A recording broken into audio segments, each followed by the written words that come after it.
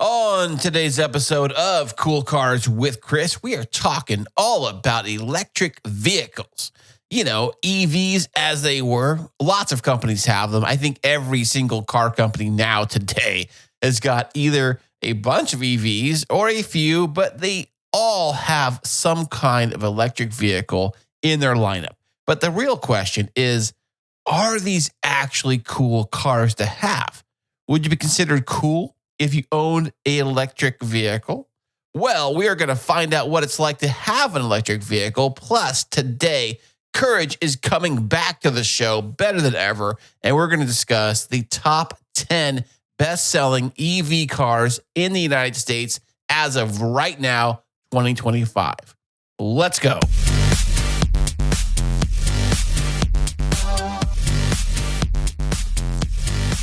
All right, welcome back with Courage himself. Hey, Courage, before I get started, I got to ask you, man, how did you get your name? Good question. So my dad's from Nigeria, and if you meet anybody, honestly, from Nigeria or any honestly any African country, really, they tend to want to instill something in their kids, and really, I'm named after my late uncle, but really, it just really came from that. Like they loved I got a lot of cousins named Hope and Faith and things like that. So Courage was just what they landed on, and I didn't appreciate it when I was younger, but I appreciate it a lot these days. What do you mean you didn't appreciate when you were younger? Did people did kids say stuff, or did was it kind of brought up in conversation? Yeah, kids can be cruel, and mine wasn't as bad, but it was only conveniently because I had a show that was named. If you know about that show, Courage the Cowardly Dog. I don't think so. There was that show. Well, that show was big. It was a cartoon back in the day. It was big right around the time I was in elementary school and everything. So it was. That was it. Like I was just Courage the Cowardly Dog. This and they just would make fun of me just because of that. And so that when I was younger, I just was like, oh goodness, like why couldn't I just be Chris or well or something else? I mean, kids can be cruel, name or no name, really. To tell you the truth, really, yeah, that is true. They can be mean, and I was kind of worried about Courage because I don't think I've ever really heard the name Courage before. Mm-hmm. As a person, maybe as like a boat, maybe it's like a boat name, maybe. Yeah, I tell people all the time, like if they ever meet another Courage, like we either have to be family or I want to know the person so that we can see what was your family's determination on naming you Courage. But I've never met another Courage outside of, like I said, my uncle. But I think that's really funny that you really don't ever see that as like an actual person's name. Yeah, when you told me it, I was like, that can't be his name. It must be a nickname for something. That must be like his like show name or like his like like his radio name or something. Yeah. I could lean into it that way, though. That just could build a whole persona. But unfortunately, everything else about me is tied to the name. So okay, well, there you go. And speaking tied to things, you and your cool cars, man. So today, you want to bring up a topic about EV cars, which I know everything right now. Well, it's kind of paused a little bit when I think about it. But for a hot minute, it seems like everything was going EV all day. Every company was leaning heavily into EVs, especially when gas prices, at least around here, hit like $7 or $8 a gallon. What are your thoughts on EVs? It's really interesting to me because I think that EVs are interesting in and of themselves. I mean, I share with you, I go to the drag strip, this small drag strip nearby me. And, I see guys that come out and like, they'll bring just like their Model Y, just straight looks like they drove it, off of the Tesla or from Tesla. And they'll come out and just like max the thing down the dragway and beat pretty much everything there, unless it's like some hyper-focused drag car. And the concept of it makes a lot of sense too. I mean, I as much as I love cars, like, I am conscious of, kind of the environmental side of things and, just what it contributes to with, all of, greenhouse gases and things. And I know that, we're moving in that direction, but there's just something that has always kind of been missing with EVs for me. And, even having spent a decent amount of time behind the wheel, I've found my enjoyable parts of them, but I've also found things that just kind of really annoy me and Okay, that I'm not ready to deal with. Let's start with the good before we go to the bad. Yeah. So the good side of an EV, you said you're very environmentally conscious, but did you know that they do run off electricity, which probably it's not here, but I think back east, I think they run off coal plants or probably like burning fossil fuels or some kind to generate the electricity.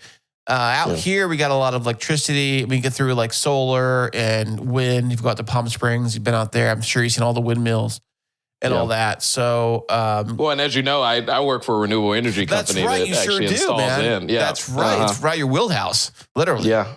Yeah. Yeah. I mean, that's a big thing too, is that I personally work with a lot of battery storage installations. And I personally know that really to make these lithium ion battery packaging, situations it takes a lot of energy, and it's actually not the cleanest way of going about refining materials, which is majority of what these batteries in cars are made of, is like, these lithium components, cobalt, different things like that. Mining for those is not very, environmentally friendly. Didn't they just find like a big reserve in California somewhere, Salt Lake City, somewhere out that way? I hadn't heard about that yet. No, but I wouldn't be surprised, but I hadn't heard about that. Okay. So these batteries in these cars, they're made out of these chemicals or these minerals, like you said, make the battery. And the battery is probably the most important part, but probably the biggest part, heaviest part of the EV vehicle in itself, right? Yeah. Mm-hmm. Yep. And I mean, weight's a big thing with EVs as well. Well, think of a regular battery. If you hold a battery for, just a AA battery or whatever, or a C battery, D battery, they're pretty heavy. They got a weight. You put a bunch of those in a sock, you can swing those things around and do some damage. You know what I'm saying? These batteries, are they really hard to make these batteries? I heard they're probably making like really quick processes to make these things pretty quickly, I would think, because they keep pulling out so many EVs out all the time. Yeah, they have streamlined it a lot. Tesla actually just, I think now with their newer cars are actually in-house making their own battery cells and packaging them and then using them in their cars. So the actual process, once they have the materials, to my knowledge, is actually pretty streamlined. It's just really the availability of the materials. And honestly, looking down the road, is the recyclability and the reusability is a big issue around them too. Because they can make them pretty easily and package them and get them into these cars, but being able to reuse them, there's just so much that we have to be cognizant of, whether like battery packs have been in impacts or just all in all, if there's been any issues with the cells over their lifespan, they can cause really big issues if they haven't been maintained properly. And again, recycling is an issue as well. So there's the benefit of they've really kind of, they've refined their way of making them, but their lifespan and then also what they do after is a big question mark, I feel like. So I wonder how long is a battery good for? Because I know I have my MacBook Pro computer and even my iPhone. You can look in the battery settings on your device. It'll tell you like how many charge cycles you have left. And you also can tell like how much like juice you have left. Like I think my MacBook Pro, it's older. It's a 2020 model. And I think it says on the battery level, it says something like it can only go to like 87% of its max capacity because it keeps, I guess the battery depletes itself every time you charge it, if I understand this correctly. I'm not a scientist. I don't know. I only play one on TV, but Yeah. TV and radio. Yes. Yeah. But is that how it works with the battery? They kind of like each time you use it, it kind of depletes itself, a cycle. Yeah. No, I mean, you're spot on with that. Batteries really are kind of rated almost in like, cycles kind of situation. Like, EV cars particularly are, rated to kind of go through a heavy amount of cycles because obviously you're going to be using the car over and over again and you're going to get to points where you got to recharge. And in the renewable space, like the utility scale space, that's a little different. Like, the batteries that we install that go along these solar fields might only have, you can only cycle through those in a day. Like if you were you got to replace those every day? No, like in terms of like what is rated to basically keep its capacity for a certain amount of time. you can only kind of go through a full cycle of the battery in one day. So like if you had a situation where the battery system got depleted more than, if it got depleted twice in a day, by then charging the batteries up back to full capacity twice in a day, you're technically halving the battery lifespan of the battery. It's, and not to get too nerdy, but it's a inherent issue that, like, if you overcycle a battery, it's gonna lose its capacity to now kind of produce the same power over a long period of time. And yeah, with EVs, it's like that as well. I think they've started to work around this a little bit more, but like there's recommendations from, like, say, the older Teslas where you aren't supposed to actually like fully charge the battery to 100%, quote unquote. You're actually supposed to keep the battery in a range of 20% to 80% to now basically maximize the longevity of the battery. By fully charging the battery, which is the weirdest thing to think about. Like you think like, I want to use the maximum capacity of this battery. But a lot of cars have limits on there to preserve their longevity, to say like, don't overcharge your batteries. You're charge them to 80 or 85%, let them degrade, try not to let them get down to like the 10s or like the 5%, because that's also really bad for batteries. And keep them in that range. But you have some people that just ignore that and they charge it fully. They'll be the ones that, like, same as if you're in your car and you're like, you're on E, but you're like, I got 50 miles of range left. I know what my reserve tank's going to do. Like, there's people that'll do that with their EVs, and that's killing the range overall. Like, that's killing the longevity of the battery. How long is an EV? And are they all, I'm assuming they're all different, of course. I'm sure different cars, different EV cars have different size batteries, right? So yeah. Like the one on, say, the F-150 Lightning is way bigger than, I'm assuming, the one on the, I don't know, maybe the Model 3, maybe? One Tesla? of those, yeah. Or yeah, even the smaller. Most massive one, probably the record is probably the Hummer EV or something. It's probably got one of the largest like battery packs out there. But yeah, I think you're pretty spot on with that. Like different, that different F-150, sizing. for example, it brags that you can actually reverse the charge flow, so you can actually take it and plug it to your house. And you can plug your house and run your house off your truck, which is kind of funny because, say you're in a town with a blackout. Tornado comes in, blacks out your town. You got no power, no whatever. Oh, that's cool. I'll just plug in my Lightning into my house and I can play the internet or whatever you want to do, right? And then all of a sudden, wait, hey, honey, we need to go get supplies. We're out of stuff. Oh, make me fire up my truck. Oh, wait a second. You remember those 3 days you were playing Fortnite? Yeah, was it worth it?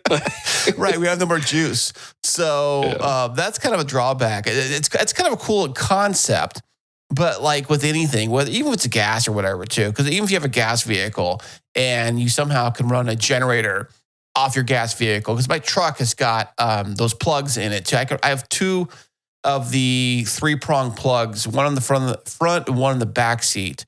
So I can plug in, I think it's 120 volt maybe. I'm not sure. I'm not an electrician. But if you can run like standard electrical, like, powers, then most likely it's probably a 120, I would think. I think it says right on the little thing. I forget what it says on there, but I've only used it for like a computer charger, really. It's the only thing I've ever really used it for. But I don't think I run like a refrigerator or anything like that. But I do have an option. I guess I could probably run, because it does have a converter under the back of the back seat. There's a little power inverter. And it says right there, power inverter on the thing. So this converts the power into the proper electricity. So you can run bigger gadgets and gear. I know the Ford Lightning can do that. It's kind of designed for that kind of stuff. But I guess in theory, like I could run out of gas running electricity, which would be the same difference as having a Lightning running out of electricity, powering the house. Now you can't go anywhere because you ran all your juice up, powering your, TVs and stuff.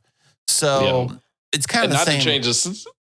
Sorry to cut you off. Yeah, not to change the subject, but I think like range comes into play too, with just range in general of like when you're like this point you're bringing up is you ever heard the term range anxiety when it comes to EVs? I would probably have that if I bought an EV, to tell you the truth. That'd be the first thing I would do. Second that I left the dealership lot, the range anxiety would just kick in.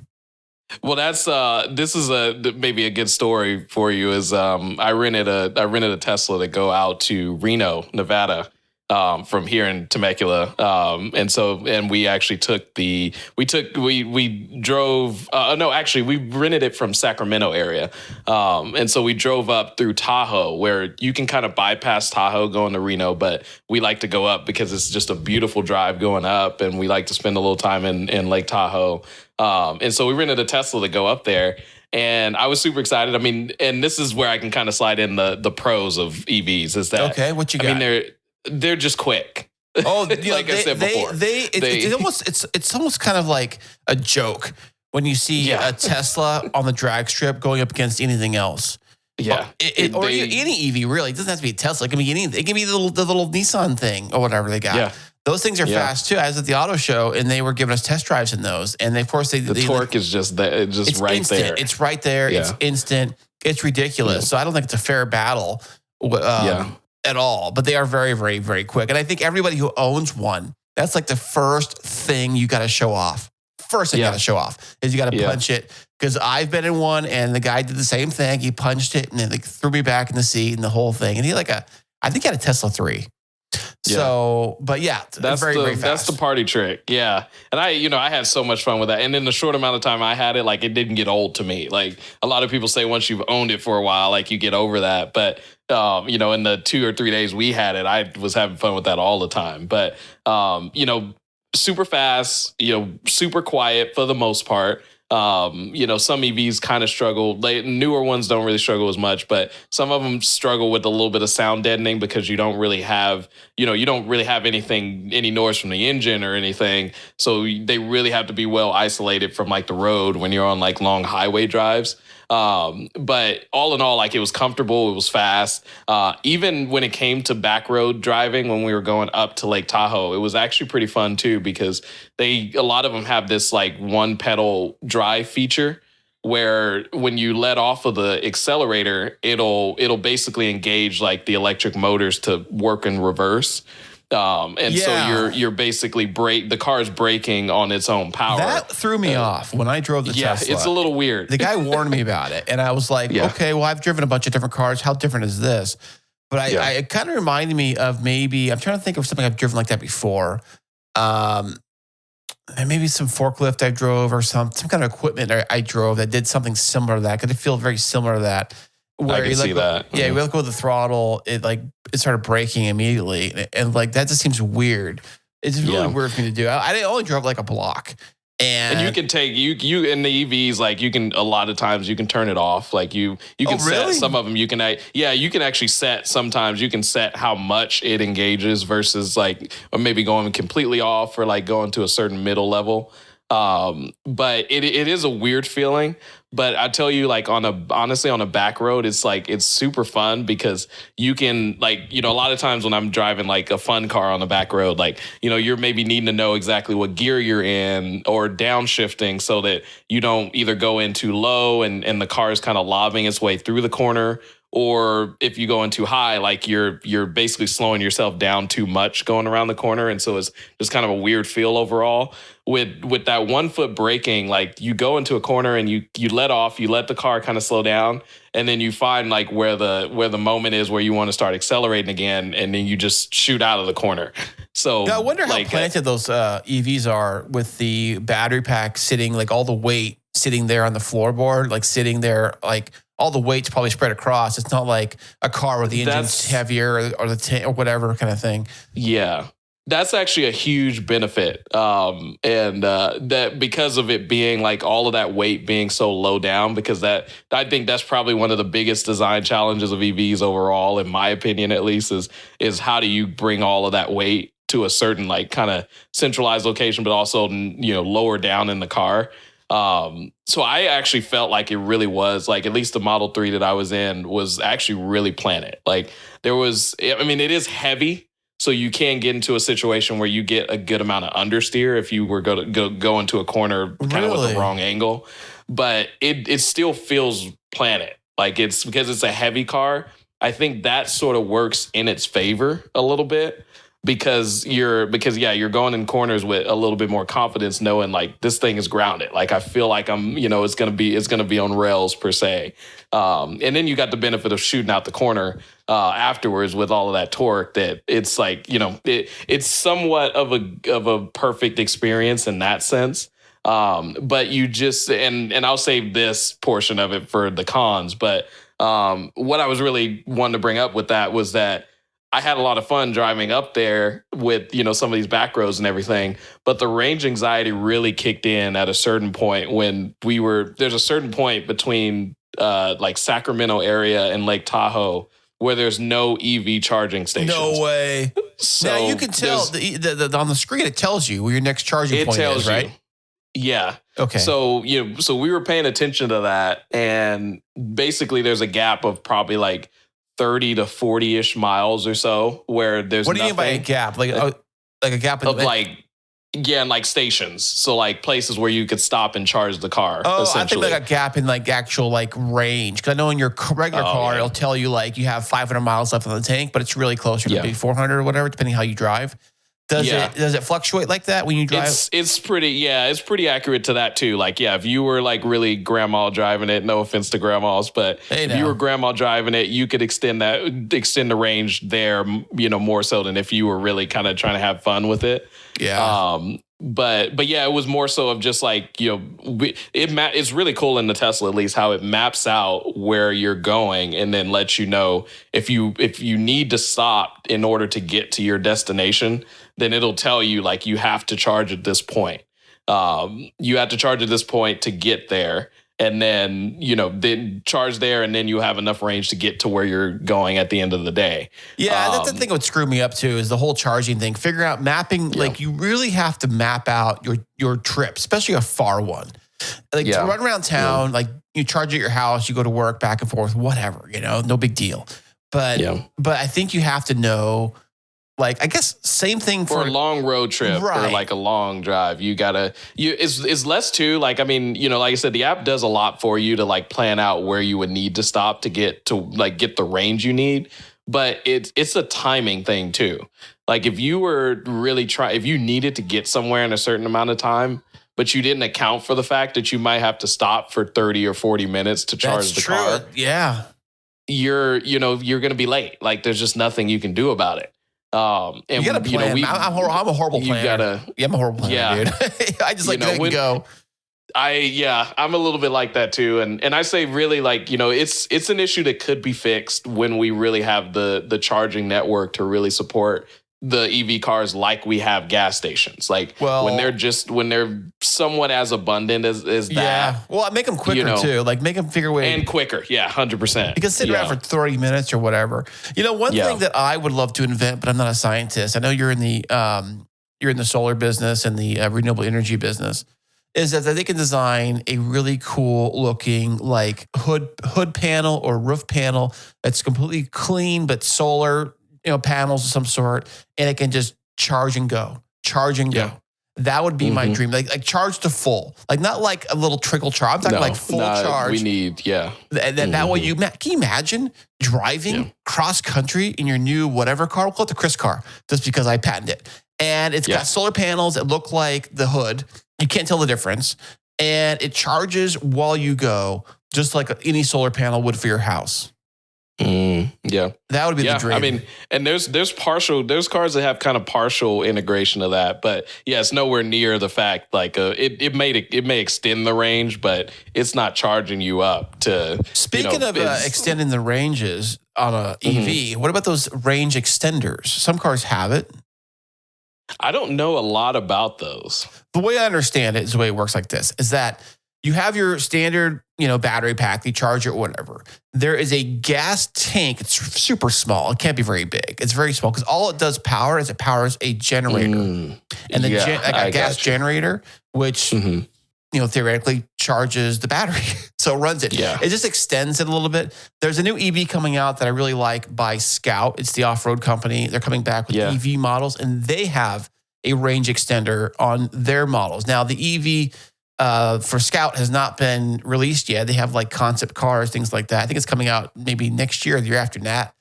and they had a range extender. I think Mercedes or one of the luxury brand for their EV has a range extender also. And it's kind of a nice little way to kind of blend both together. So you can, that range anxiety, you can really kind of cure that with like topping off your 10-gallon tank or whatever. Yeah. You know, you can go the extra maybe 30, 40, 50, maybe it's 100 miles. I don't really know. But you can go further, you know, using that extender, which was I would probably want to get if I was getting an EV, especially if I traveled far. If I didn't travel far, I probably wouldn't care. But if I was traveling, like you were saying, like to Vegas or wherever, that's the one thing about my truck. I mean, even my older truck, I could go to Vegas in one full tank, you know, and get gas and head back. Well, and that's, to be honest, that, and now when you explained it, it made me kind of go back to realizing that, like, I mean, that's how essentially like the Prius and some of these like kind of hybrid systems for cars work now, where you do have like the other side of hybrids where the engine is still engaged to the drive wheels and they work in tandem with an electric motor. But like the Prius has always been more on the camp of you have sort of a gas motor that is never really actually driving the car. It's basically just kicking in to give the electric motor and the batteries more juice when it's needed. And I think there are some more cars now that do that as well. But to your point is now like we've gotten to that point where we've refined that technology so much more.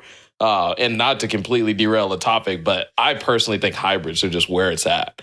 Like I as a car enthusiast as well, like, I mean, it's just the perfect way to keep keep what we love about cars, which is, to sound as primitive as possible. We love the motor. We love the engine. We love like the characteristic that gives cars, and pairing that with EVs and having them work alongside each other to now kind of boost the performance of the gas motors is where I think, again, I think that companies really can lean more into that overall. Well, what do you think of is it the Dodge Challenger EV that had like a motor sound it produced out of the EV? Hear about that one?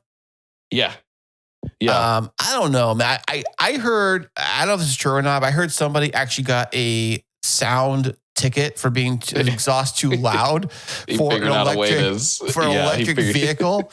He boosted those speakers up. Yeah, I mean, you know what's funny? I always thought about this a while ago. I thought about if you could have, say, a Tesla or whatever, and figure out a way to like have like a real like raw V8 sound playing through the system and like be at a red light next to somebody and just like have that V8 rumble. He looks over and it's a Tesla. He's like, whatever. It's just something, yeah. But one thing else, I wouldn't be surprised, yeah. Well, go ahead. One thing that really pissed me off about Teslas is that, or I guess EVs too, is that when I'm at the gas station, this always pisses me off, is when a Tesla parks at a pump just to go in and get whatever they want to get.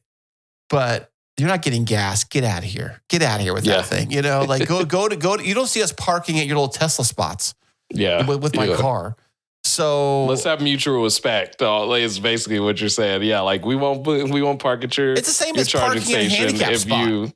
Yeah. That's why I feel. I see it happen all the time at the stations. All the time, I see it all the time. And some people are like, I don't care, whatever, But if it's a busy station where people are like waiting in line to get gas or whatever, and they're parked there, it happens a lot. I see it a lot. And you can't get away with it. Some cars might look like, because some cars have like their gas comparative, versions or whatever. The Teslas are all electric. You can't say there's a gas version of that, So if it's a Tesla parked in the gas pump, it's not getting gas. It's not there. Yeah. But I do have an overall theory with this question that I feel like is the reason why car enthusiasts don't like EVs. But I want to see if there's anything else that you want to share on either pros and cons about just your thoughts on EVs before I kind of get into that. On EVs here, listen, I no hate for them. I think they're great. They're fantastic. Some of them look pretty cool. Some of them are very basic, plain Jane. They're cars, they're just basic cars, what they are. And they are very quick. They're very fast. I get that. They got that cool factor for being quick and fast. From the electric motor, all the torque right there, hit it, punch it, you're good, you're gone. I get all that. The things I don't like about the EVs is the flexibility to be able to like go anywhere, travel anywhere, get gas anywhere, do whatever you want to do anywhere. It's like there's some kind of like, there's some freedoms that you don't really think about. You give up when you have an EV.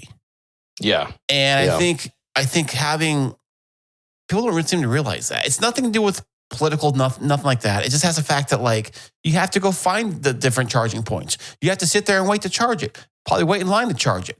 You can't just get gas anywhere like you can with a regular, gas powered car. And so for those reasons, the range anxiety, I guess, is kind of like, I don't know, but if they can then somehow invent that super cool solar panel, like charge as you go system, I'm all down. I'll buy one today. Yeah. Yeah. But no, I mean, I think you're spot on. Like, you are compromising in a way that's different from how we've had to compromise in the past to, kind of go full EV life, and I guess really if you're in like, a densely populated town and you're not driving very far, you're just doing like a, quick, 20-minute commute, 10, 15 mile commute. Like you can, an EV probably is a good solution for you at that point. But like for really like committing to like a longer commute or longer just travel in general, it's a bit of a change that I think a lot of us just aren't ready for. And, the infrastructure isn't quite there as well. Like, I mean, we talked about the grid and things like that. I mean, the demands on, say if everybody were to have EVs, I hate using that argument because it kind of puts us in that bucket where like, oh, well, it's never going to change. Like, we know it is. Like, we're finding ways to increase the capacity of our grid all the time. But right now, it's a huge demand on the grid to charge these EV cars. And during the summer, if everybody's running their AC, I'm sure it's hot at your place. And charging their EV at the same time. Like, right. So, but hey, Courage, I have the 10 best-selling EVs of 2025 so far this year in the United States. Yeah. Would you like me to run down this list for you? Yeah, that'd be cool. Okay. Yeah. So starting number 10, it is the Chevrolet Blazer EV. Now, I know there's a Chevrolet Blazer does make a regular Blazer. And so this must be like their EV version of it, which I think it's kind of I wonder from like a factory component wise, if it's just super easy to just like make an EV version of the same car you already have, or is it like a whole new like assembly line? I don't know. I don't work there. I don't know how this stuff works, but I'm guessing with some of these, they seem like they just make an EV version, super easy to do. Maybe they have that'd be a good question for Jim Farley when he comes on the podcast. Well, I'm working on getting him booked right now, going through his agent, his people, call my people, that kind of thing. Okay, moving on to number 9. Hate it or love it, but it's everyone's like ugliest truck on the road today. The Tesla Cybertruck. Yeah. So, I'll say one thing about the Cybertruck. No matter, I mean, whether you think it looks good or bad, it is one of the most just like, instantly when a Cybertruck's coming up, either day or night. I mean, the tail lights, the front lights, back lights, whatever. Yeah, like that. And I think that's a really cool thing to do in this day and age where you can have a car that's like instantly recognizable by non-car people and car people alike. So that's the biggest thing I think the Cybertruck has going for it is it's just so unique. Right. It looks like, I mean, I always thought it looked kind of cool, but I guess I was kind of in the minority with that. But I think it looked kind of cool from like unique perspective, like you're saying. It's different. It's not like anything else out there. It's not trying to copy any other kind of style or brand. And I heard it drives fairly well. Like it's got these what is it, like rear wheel steering or steering by wire, something with the steering to where both of those, I think. It turns it turns like a little car. Like even though it's big, it turns like a little car or whatever. So moving on to number 8, and that is Volkswagen. This is a Volkswagen ID4. Now, I'm not too familiar with the ID4, but it looks like a typical like cute little Volkswagen thing. You know what I mean? Yeah. I mean, it looks like what you expect. It's like a little small compact car. It's like a mini hatchback. It looks like a mini hatchback. It's got the 4 doors, maybe a little like hatchback, and the thing that pops up gives you a mini trunk area. It's cute. It's whatever. I get it. It's probably fine. I mean, so moving on to number 7, which is the only EV I actually considered buying when I first heard it was launched, and that is the Ford F-150 Lightning. Yeah. Because I can see that. because it's exactly what I already have. So it's like here, because I already went from another F-150, which was exactly like the new F-150 I have, and this would be another F-150. Just it'd be very, very comfortable, like size and like dimensions, and kind of I'd be already kind of used to it, I guess, so to speak. You wouldn't have to like learn the dimensions and the size and learn where all the different knickknacks and stuff in the car are. Which would kind of be a natural transition. So that's number 7. So moving on to number 6, we got Honda Prelude. Prelude. Oh yeah, well, because the Prelude is actually a thing coming soon. But yeah, that's just hybrid. I don't think it's. I don't think it's. I think this is just an EV list. So this is just probably straight EV only, like battery powered, and that's it. So that is number 6. It looks very similar to the Volkswagen, like in the size, like it's a 4-door car. This little back section for like your groceries or whatever pops up. A standard car. It kind of reminds me of like there was a time when SUVs kind of became like more like miniature SUVs, where they weren't like big and tall. They were like smaller and like kind of like extended cars a little bit. And this kind of reminds me of that model. So it says here that its luxurious brother is the Acura ZDX, which was discontinued. So, so Honda and Acura, of course, the same company, that kind of thing, share a lot of parts, that kind of deal. So moving on to number 5, we're in your zone. We're in the Hyundai.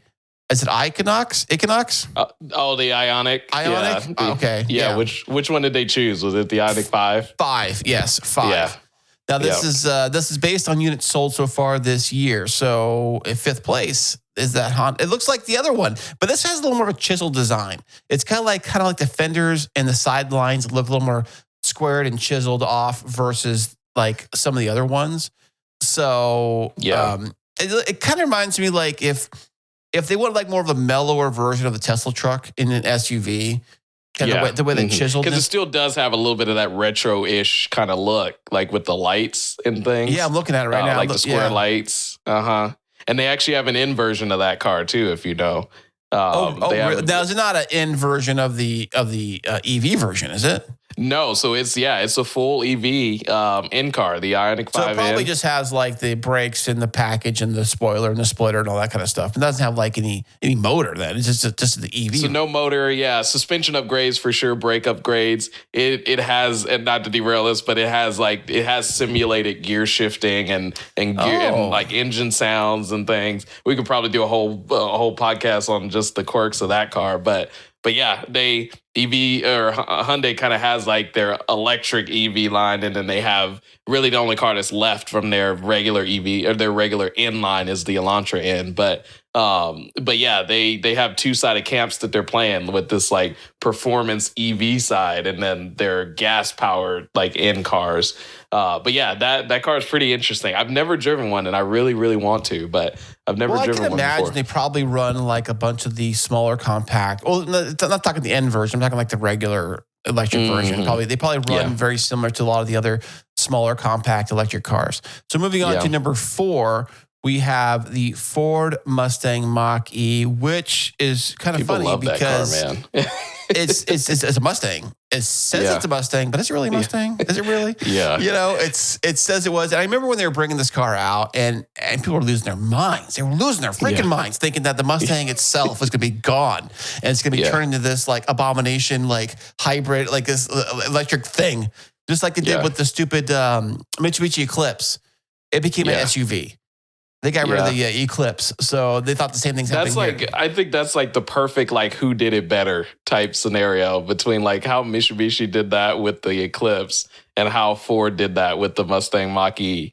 Because I feel like people love the Mach-E, and people that I did not think would love the Mach-E love the Mach-E, and they're I guess to your point though, they're still happy that we still have a real Mustang. Yeah, imagine if they got rid of that thing. Oh my gosh, you'd be it would be a different story, and I think that's maybe part of it is that yes, they used the Mustang name, but they still kept us with like what we know as a Mustang. You know, Mitsubishi on the other hand was like, yeah, we could just like do this and change this all up, and now it's an EV, and like nobody was really about that at the end of the day. Right. So it's selling pretty good because it's the 4th best seller of all the EVs in the United States this year so far. So Yeah. top 3, here we go. Number 3, back to Chevrolet. The Chevrolet Equinox EV, which looks like interesting. another Blazer. It looks like to me. Yeah, it does. Yeah. I mean, look at it. It looks like a Blazer. Maybe it's bigger, maybe it's smaller. I can't tell. Nothing to compare it to, but it looks like your typical like SUV kind of, but it looks more like a road SUV. There's like off-road SUVs like the Bronco or whatever, and they got this thing which looks a little bit more like your standard like. I don't want to get a minivan, so I'll get this kind of EV. Is what it is. That's the one thing with it with Chevy's EVs early. And just to correct, I threw that Jim Farley plug in there when we were talking about a Chevy EV. And just for folks to know, I know that Jim Farley is Ford and Chevy's got something else going on. But yeah, I think that's been Chevy's issue that a lot of people have said is that they like the Blazer could have easily been a great competitor to like a Bronco or like some of that more off-roady type. Yeah, but they went more in that like urban, like street, like soccer mom, urban, I guess, kind of flavor with their SUVs. And I think the same thing with Hyundai too. I don't think Hyundai has a really like rear-wheel drive SUV, do they? No, I'm waiting on that body on frame thing we talked about last time around. Maybe someday, maybe they'll get an engine in that thing, not another electric motor. Yeah, let's cross fingers on that. Or hybrid. Bigger, I'll take a hybrid. Like, well, what's something bigger than 4 cylinders? All right, come on now. Hey, don't brag on the 4 cylinders, man. No, they're fine. They're fine. My ex-wife, her Explorer had the 2.3 liter EcoBoost in her Explorer. Trust me, I'm literally on the same camp. Like as much as I love 4 cylinders, like I don't like or what's it called? SUVs need something bigger. Like that I'm on that camp because the Santa Fe they have a hybrid version of that and it has a 4-cylinder and then it has it has this EV component as well and it has a DCT on top of that, which is even pretty interesting. But when you're driving it, you just feel like this just doesn't vibe well. Like you want like at least a V6. Like you get kind of a characteristic SUV groan when you get like a 6-cylinder. Obviously a V8 is like where it's at. But I'm with you on the sense where like I respect 4-cylinder engines and what we've been able to do with them, but there's just certain cars that they just don't fit well in, and SUVs to me that's one of them where they just don't fit very well. So on EVs here, would you like to guess the top 2? What company have we not mentioned so far? Yeah, well, mention I think there's an obvious elephant in the room, as we haven't. Well, I guess we did. We did mention Tesla already. Yes, Tesla. They own number 1 and number 2. And number 2. Yeah. Would you like to guess which one is in which spot? I would actually. So I'm guessing just with our economy and with people being so much into crossovers, SUVs, that the Model Y would be top. And the 3 would be second. That is correct. Did you see this list? I think you saw this list. I didn't know. I did try to cheat a little bit, but I got distracted. But no, that was a pure guess. That's what it is right there. The Model Y number 1 and Model 3 number 2. And according to their numbers, the Model Y estimated has sold so far 232,000 units. As this model year, essentially? That's what they're saying, but I don't, it seems like a lot though, because I know the F-150 made a big deal when they cracked out like 700,000 or a million or whatever units for a single year. So 232,000 units of a single car that's electric by a single company that only makes electric. Yeah. Sounds impressive. No, they're, people, those things fly like hotcakes. Like, and I do actually like the look of the Model Ys and the Model 3 as well. Like I've seen a couple of people that have done like slight little changes, kept the stock wheels. Like I do say that like the upper like trim wheels are like the best option. Like, the base model wheels look really funny to me. But I've seen them with like certain wraps and like, maybe like certain light little displays. I've seen them with wheels and I've seen them with wings and I've seen them with like splitters on the bottom. I think that's going a little too far sometimes, but fake exhaust tips on the back. Just kidding. No. Not seen like that. That'd be too much. I think when you see the fake exhaust tips on the back of a Tesla, I think you've got a little too far. I draw the line somewhere, Yeah. Yeah, Well, this has been so much fun, man. I really appreciate you stopping by today and talking all about EVs. And go charge it up, man. Speaking of chargers, lost today. But it's okay. It's all good. We're supposed to leave on a high note. We left on a low note on that. Well, we got a next one. Until next time, we will see you guys later.